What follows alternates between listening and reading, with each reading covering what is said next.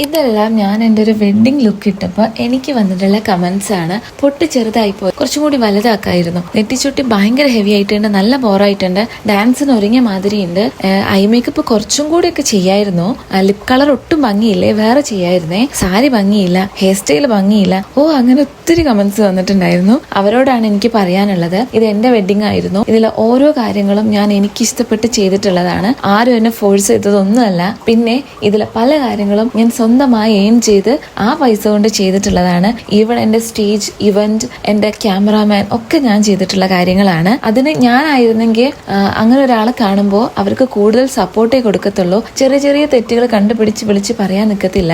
And എനിക്ക് ഒരുപാട് positive comments വന്നിട്ടുണ്ടായിരുന്നു, നെഗറ്റീവിലേറെ. അവർക്കൊക്കെ ഒരു ബിഗ് താങ്ക് യു ഉണ്ട്. പിന്നെ ഇപ്പൊ ഈ വീഡിയോ കാണുമ്പോൾ ചിലർ പറയും എന്നാ പിന്നെ വീഡിയോ പോസ്റ്റ് ചെയ്യാൻ നിൽക്കണമെന്ന്. അങ്ങനെയുള്ളവർക്ക് ഞാൻ വീഡിയോ പോസ്റ്റ് ചെയ്യുന്നത് കാണുന്നവർക്കൊക്കെ എന്നെ എന്തും പറയാനുള്ള ലൈസൻസ് ആയിട്ടല്ല. നിങ്ങൾക്ക് ഇഷ്ടപ്പെട്ടില്ലെങ്കിൽ നിങ്ങൾ എന്നെ ബ്ലോക്ക് ചെയ്തോ, നിങ്ങൾ ആ വീഡിയോ കാണാതെ പോയിക്കോളൂ, എനിക്ക് ഒരു കുഴപ്പമില്ല. പക്ഷെ ഇതിൽ ചിലവര് ഇങ്ങനെ ചെയ്താൽ നന്നായിരുന്നു എന്നൊക്കെ സജഷൻസ് തന്നിട്ടുണ്ടായിരുന്നേ.